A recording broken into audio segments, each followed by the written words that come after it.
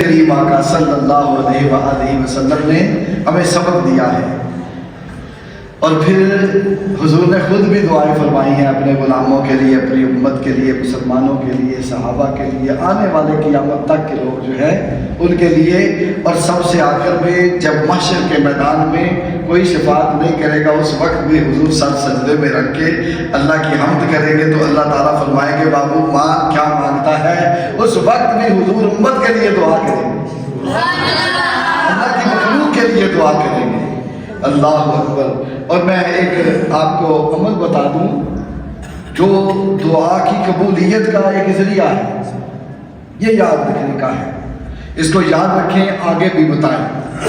مستدرک للحاکم کی حدیث نمبر 2040، نبی پاک صلی اللہ علیہ وسلم نے ارشاد فرمایا ارحم الراحمین، یہ اللہ تعالیٰ کے مبارک اسم ہے۔ حضور نے فرمایا اللہ تعالیٰ نے ارحم الراحمین پر ایک فرشتہ مقرر کیا ہے، جو شخص 3 بار کہتا ہے ارحم الراحمین ارحم الراحمین ارحم الراحمین، فرشتہ اللہ رب العزت کی بارگاہ میں دعا کرتا ہے کہ اے ارحم الراحمین، یہ بندہ تیری طرف متوجہ ہوا ہے، اس پہ رحمت فرما دے۔ اور ایک جملہ یہ بھی ہے، کلمات یہ بھی ہیں کہ فرشتہ پھر کہتا ہے کہ اے بندے ارحم الراحمین تیری طرف متوجہ ہے، مانگ لے جو مانگنا ہے، یا ارحم الراحمین۔ اللہ اکبر۔ اور پھر فرمایا جو شخص اپنی دعا میں 5 بار یا ربنا کیا کہتا ہے؟ سارے بولو یا ربنا، پھر بولو یا ربنا، 5 بار یا ربنا کہتا ہے، اس کی دعا جو ہے اس پر قبولیت کا اثر نظر آتا ہے۔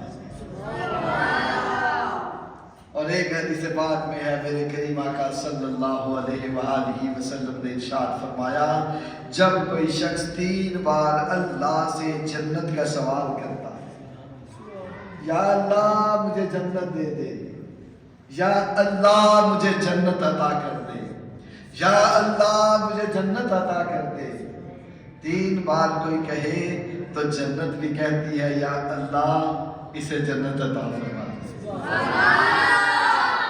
اور جو شخص 3 بار کہے یا اللہ مجھے دوزخ کی آگ سے نجات دے دے، دوزخ کی آگ سے نجات دے دے، یا اللہ مجھے دوزخ کی آگ سے نجات دے دے، تو دوزخ کہتی ہے یا اللہ اسے مجھ سے نجات عطا فرما دے۔ کتنی پیاری دعائیں ہیں، چھوٹی چھوٹی دعائیں، اور کتنی بڑی دعائیں ہیں۔ اللہ رب العزت ان دعاؤں کا فیض، ان دعاؤں کی برکت، ان کی بہاریں ہمیں نصیب فرمائے۔ اور دعا کی قبولیت کے لیے جو علماء نے، صالحین نے بیان کیا، وہ فرماتے ہیں کہ دعا سے پہلے نیک عمل کرنا دعا کے آداب میں سے ہے، اور اس سے دعا کی قبولیت کی زیادہ امید ہوتی ہے۔ جیسے کوئی بندہ نماز پڑھتا ہے تو حدیث پاک میں ہے کہ فرض نماز کے بعد اللہ رب العزت بندے کی دعا کو قبول فرماتا ہے۔ اور اکثر ہماری عادت یہ ہوتی ہے سلام پھیری اور اٹھ کے بھاگ گئے، دیکھتے ہی لوگ نماز پڑھ رہے ہیں ان کے آگے سے گزر کے چلے گئے۔ نہ، ایسے نہیں، تھوڑی بات ہو دعا مانگ کے جاؤ۔ ہاں، اور جو دعا ہوتی ہے نا، دعا خود بھی مانگو، اکیلے بھی مانگو، اور جب امام صاحب یا کوئی ساتھی مانگتا ہے اس کے ساتھ مل کے بھی مانگو۔ جو اجتماعی دعا ہوتی ہے نا اس کا زیادہ فائدہ ہوتا ہے۔ کیوں؟ جب اجتماعی دعا ہوتی ہے، جو ساتھ آمین کہنے والے ہوتے ہیں نا، ان میں سے اگر اللہ تعالیٰ کس کی دعا قبول کرتا ہے تو اس کے صدقے ساتھ کی قبول ہو جاتی ہے۔ اللہ اکبر کبیرہ، اللہ اکبر کبیرہ۔ یہ نا مشہور ہے واقعہ، ابو اسحاق محمد، یہ ایک شخص تھا، امام جلال الدین سیوطی رحمۃ اللہ علیہ نے یہ واقعہ لکھا، اور امام جلال الدین سیوطی رحمۃ اللہ علیہ عام ہستی نہیں، وہ اس امت کے بہت بڑے محدث، 800 سال پرانے محدث، اور ایسے محدث کہ جن کے بارے میں کتابوں میں لکھا ہے انہوں نے جاگتے ہوئے بیداری کے عالم میں سر کی آنکھوں سے 70 بار حضور کی زیارت کی۔ وہ جلال الدین سیوطی رحمۃ اللہ علیہ لکھتے ہیں کہ ابو اسحاق محمد کے وصال کے بعد انہیں کسی نے خواب میں دیکھا۔ جب خواب میں دیکھا، خواب میں دیکھنے والے جو تھے انہوں نے پوچھا اللہ نے آپ کے ساتھ کیا معاملہ کیا، کیا بنا آپ کا؟ وہ کہنے لگے کہ اللہ نے مجھے بخش دیا۔ کہا ابو اسحاق محمد کون سا عمل ہے جس کی وجہ سے آپ کی بخشش ہوئی؟ ابو اسحاق محمد فرمانے لگے، جلال الدین سیوطی نے لکھا کہ ایک بار ابو عمر بصری رحمت اللہ علیہ جمعے کے دن ہمارے پاس تھے اور وہ دعا کر رہے تھے۔ ابو عمر بصرے کے رہنے والے ہیں، وہ دعا کر رہے تھے، ہم ان کے پاس بیٹھے تھے، ہم نے کہا آمین۔ ان کی دعا پہ ہم نے کیا کہا؟ آمین۔ کیا کہا؟ آمین۔ کیا کہا؟ آمین۔ آمین۔ ہم نے آمین کہا، اللہ رب العزت نے سب آمین کہنے والوں کی بخشش فرما دی۔ اللہ اکبر۔ وہ حدیث پاک ہے نا کہ جہاں 40 مومن اکٹھے ہو کے دعا کریں ان میں ایک کم از کم ایسا ضرور ہوتا ہے جس کی دعا کو اللہ قبول فرماتے ہیں، اور جب اس کی قبول ہوتی ہے تو پھر سب کی اللہ قبول فرما دیتے ہیں۔ اللہ اکبر۔ تو جب نماز کے بعد اجتماع ہو یا جمعے کے بعد اجتماع ہو تو اس میں تو کئی 40 بیٹھے ہوتے ہیں، تو پورے اخلاص کے ساتھ، پوری دل جبی کے ساتھ، پوری توجہ کے ساتھ دعا کیا کرے۔ جو دعا مانگنے والا اللہ کی بارگاہ میں عرض کرے آمین کا مطلب یہ ہوتا ہے یا اللہ اس کی التجا کو، اس کی دعا کو قبول فرما، جو اجر اسے دینے لگا ہے وہ ہمیں بھی عطا فرما۔ تو پھر کیا ہوتا ہے جب آمین اتنے لوگ کہنے والے ہوتے ہیں، ان میں سے کئیوں کی قبول ہو جاتی ہے۔ معصوم بچے بھی ہوتے ہیں، نوجوان جوانی میں نیکی کرنے والے بھی ہوتے ہیں جو اللہ کو بڑے پسند ہیں، اور بوڑھے جن کی داڑھیاں ایمان کی حالت میں سفید ہو چکی ہوتی ہیں وہ بھی وہاں بیٹھے ہوتے ہیں، اور وہ بوڑھے جن کے گناہ بھی فرشتے نہیں لکھتے۔ ایک عمر کا حصہ ایسا نہیں ہوتا ہے جب 70 سال کی عمر سے بندہ آگے چلا جاتا ہے اللہ فرشتوں سے فرماتا ہے میرے اس بندے کے گناہ نہیں اب لکھے۔ سفید داڑھی کی اللہ بھی حیا کرتا ہے۔ اللہ اکبر۔ تو جب وہ آمین کہتے ہیں تو اللہ تعالیٰ دعا کو قبول فرماتا ہے۔ جب ایک بندے کی دعا قبول ہوتی ہے جتنے بھی اجتماع میں لوگ ہوتے ہیں اس جگہ پہ ہوتے ہیں اللہ تعالیٰ سب پہ رحمت نازل فرما دیتا ہے۔ حضرت عبادہ بن ثابت رضی اللہ تعالیٰ عنہ مجمع الزوائد کی حدیث نمبر 17598، عبادہ بن ثابت فرماتے ہیں نبی رحمت صلی اللہ علیہ وسلم نے ارشاد فرمایا جو شخص سب مسلمان مردوں اور عورتوں کے لیے مغفرت کی دعا کرتا ہے، کہتے ہیں یا اللہ ساری امت محمدیہ کو بخش دے، یا اللہ آدم علیہ السلام سے لے کے آج تک جتنے لوگ فوت ہو چکے ہیں سب کی بولو کہتے ہیں نا۔ تو عبادہ بن ثابت فرماتے ہیں کہ حضور صلی اللہ علیہ وسلم نے ارشاد فرمایا جو شخص سب مسلمان مردوں اور عورتوں کے لیے مغفرت کی دعا کرے اللہ رب العزت اس کے لیے ہر مسلمان مرد اور ہر مسلمان عورت کے برابر نیکیاں لکھ دیتا ہے۔ یعنی بندہ کہتا ہے یا اللہ ساری امت مسلمہ کی بخشش فرما دے، تو 2.25 ارب مسلمان ہیں، ان کی بخشش ہو نہ ہو تیری ضرور ہو جائے گی۔ جس نے دعا کی ہے نا اس کو اتنی نیکیاں ضرور ملے گی۔ آگے کچھ بندے ہیں جن کو اللہ تعالیٰ معاف کر دیتا ہے، کچھ کے گناہ ایسے ہوتے ہیں کہ اللہ تعالیٰ معاف نہیں فرماتا۔ جیسے حدیث پاک میں آتا ہے کہ عرفات میں، میدان عرفات میں اللہ رب العزت سب گناہوں کو معاف کر دیتا ہے، جب بندہ مومن حاجی وہاں دعا کرتا ہے نا، اللہ تعالیٰ سب کی بخشش فرما دیتا ہے، سارے گناہ معاف کر دیتا ہے اور فرماتا ہے بندہ مومن، اے لوگوں میں نے سب کو معاف کر دیا سوائے ظالم کے۔ ظالم کو اللہ تعالیٰ معاف نہیں فرماتا۔ تو ایسے اللہ تعالیٰ کی بارگاہ میں جب دعا کی جائے تو اللہ تعالیٰ سب کو معاف کر دیتا ہے، سوائے کچھ خاص لوگ ہوتے ہیں جن کے گناہ ایسے ہوتے ہیں کہ اللہ تعالیٰ اس کو معاف نہیں کرتا۔ اگر وہ سچے دل سے خود توبہ کرتے سچے دل سے، تو اللہ تعالیٰ انہیں بھی معاف فرماتا۔ اللہ اکبر کبیرہ۔ اور کنز الاموال شریف کی حدیث پاک جلد نمبر 16 صفحہ نمبر 102، حضور صلی اللہ علیہ وسلم نے ارشاد فرمایا جب بندہ مومن اپنے والدین کے لیے دعا کرنا چھوڑ دیتا ہے تو اللہ تعالیٰ اس بندے کا رزق روک دیتا ہے۔ بندہ مومن کو چاہیے کہ اپنے والدین کے لیے کثرت سے دعا کرے، وہ زندہ ہے پھر بھی، اس دنیا سے چلے جائے پھر بھی اگر دعا کرے گا اللہ اس کے رزق میں برکت دے گا، اس کے اعمال میں برکت دے گا، اس کے گناہوں کو معاف فرمائے گا۔ اللہ اکبر۔ اور ترمذی شریف کی حدیث پاک حدیث نمبر 486، حضرت عمر بن خطاب رضی اللہ تعالیٰ عنہ حضور کے پیارے ساتھی نبی رحمت صلی اللہ علیہ وسلم کے ایسے غلام کہ جن کو حضور نے اللہ سے مانگ کر دیا اور کہا یا اللہ عمر مجھے دے دے، وہ اس حدیث کے راوی ہیں۔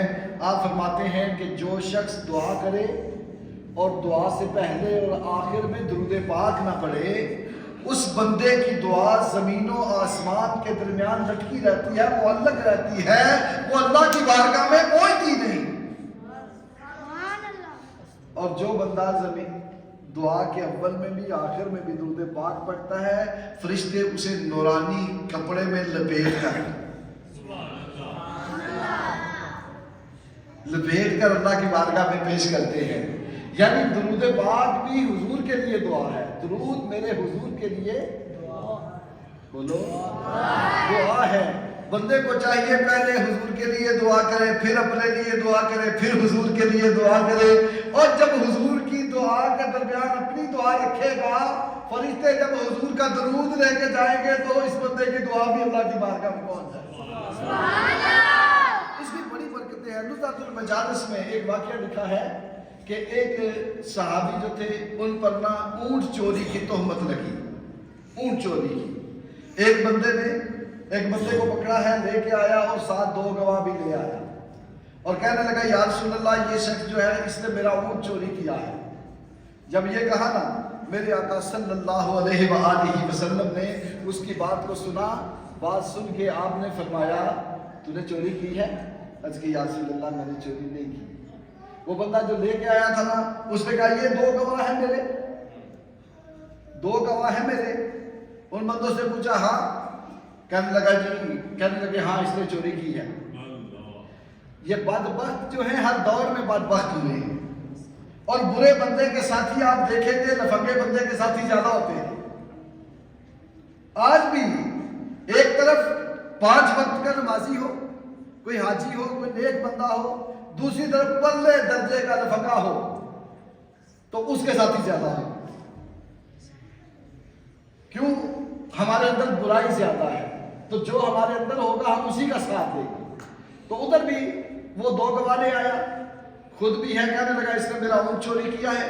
حضور نے فرمایا کیا تو نے چوری کی؟ عرض کی یا رسول اللہ نہیں۔ فرمایا تیرا کوئی گواہ؟ عرض کی یا رسول اللہ کوئی گواہ نہیں۔ فرمایا پھر تیرا ہاتھ کٹے گا؟ عرض کی یا رسول اللہ آپ سے کے لیے کون سا مشکل ہے کام؟ میرے آقا آپ کے لیے کون سا کام مشکل ہے جس اونٹ کی چوری کا الزام یہ مجھ پہ لگا رہے ہیں؟ علامہ زبوری لکھتے ہیں، اس نے کہا یا رسول اللہ جس اونٹ کی چوری کا الزام یہ مجھ پہ لگا رہے ہیں آپ اس اونٹ سے ہی پوچھ لیں، مجھ سے نہ پوچھیں، اس اونٹ سے پوچھ لیں۔ آپ سے تو اونٹ بھی اپنی شکایت کرتے ہیں، شاید کی مکھی آپ سے بات کرتی ہے، ہرنی آپ سے بات کرتی ہے، کنکر آپ سے بات کرتے ہیں، درخت آپ پر کلمہ پڑھتے ہیں۔ یا رسول اللہ اس اونٹ سے پوچھ لیں۔ میرے کریم نے فرمایا لا اونٹ. جب اونٹ لایا گیا میرے حضور نے پوچھا بتا کیا کہتا ہے, تو کس کا اونٹ ہے, تجھے کس نے چرایا ہے؟ اونٹ کہنے لگا یا رسول اللہ یہ تینوں بندے جھوٹے ہیں.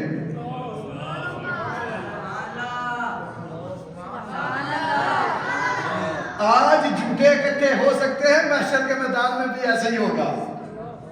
یہ یار تمہارے مل کے تمہارے ساتھ جھوٹ بول سکتے ہیں, جھوٹی قسمیں کھا سکتے ہیں. جب محشر کے میدان میں جاؤ گے زمین کا ٹکڑا بھی گواہی دے گا. تمہارا ہاتھ جس سے تم نے ظلم کیا ہوگا وہی گواہی دے گا. جس پاؤں سے چل کے ظلم کے لیے گئے ہوگے وہ بھی گواہی دے گا. اونٹ نے کہا یا رسول اللہ یہ تینوں جھوٹے ہیں, میں آپ کے اس غلام کا اونٹ ہوں, اس نے مجھے چوری نہیں کیا. یہ تینوں آپس میں مشورہ کر کے آئے ہیں کہ اس کا ہاتھ کٹوا کے دے دیں. جب میرے کریم نے دیکھا نا کہ اس کے لیے جانور کو اللہ نے بولنے کی طاقت دے دی, میرے حضور نے اس سے پوچھا, غلام سے پوچھا او میرے امتی, میرا کلمہ پڑھنے والے, تو کون سا عمل کرتا ہے کہ تجھے اللہ نے یہ عزت عطا فرمائی کہ تیری عزت بچا دی, تجھے سزا سے بچا دیا, تجھ پہ رحمت اور کرم فرما دیا. وہ شخص سچ کرنے لگا یا رسول اللہ اور تو میرے پاس بڑے عمل نیک نہیں ہے, لیکن یا رسول اللہ میں آپ پر کثرت سے درود پڑھتا ہوں, کثرت سے درود پڑھتا ہوں. میرے حضور نے ارشاد فرمایا کثرت سے پڑھتا ہے تو پڑھتا رہے, آئندہ بھی پڑھنا. جیسے درود کی برکت سے آج تجھے چوری کے الزام سے بری کر دیا گیا, محشر کے میدان میں تجھے گناہوں سے بھی بری کر دیا جائے گا, تجھے دھونے سے بھی بری کر دیا جائے گا. اور جب تم پرسرات بنائے گا تو تیرا چہرہ چودھویں کے چاند کی طرح چمک رہا ہوگا. یہ درود ایسی اعلیٰ عبادت ہے, اور یہ درود میرے حضور کے لیے دعا ہے. بندہ مومن کیا کہتا ہے, اللہم صلی علی محمد, یا اللہ محمد صلی اللہ علیہ وسلم پر اپنا درود بھیج, اپنی رحمت بھیج, اپنا سلام بھیج, یہی کہتا ہے نا. اور جب بندہ مومن یہ کہہ کے کہ یا اللہ اپنے محبوب پر رحمت بھیج, یا اللہ اپنے محبوب پر سلام بھیج, یہ کہہ کے پھر کہتا ہے یا اللہ میری بھی بخشش کر دے, مجھ پہ بھی سلام, مجھ پہ بھی رحمت نازل کر. پھر کہتا ہے یا اللہ اپنے محبوب پہ رحمت بھیج, اپنے محبوب پہ سلام بھیج. پھر اس دعا کو اللہ کی بارگاہ میں پیش کر دیتا ہے. فرشتے دعا کو نورانی کپڑے میں لپیٹ کر اللہ کی بارگاہ میں پیش کرتے ہیں. اللہ فرماتا ہے میرے بندے کا درود بھی قبول ہے, دعا بھی قبول ہے. اللہ رب العزت ہماری دعاؤں کو, ہماری عبادتوں کو قبول فرمائے, اور حضور صلی اللہ علیہ وسلم کی ہمیں سچی محبت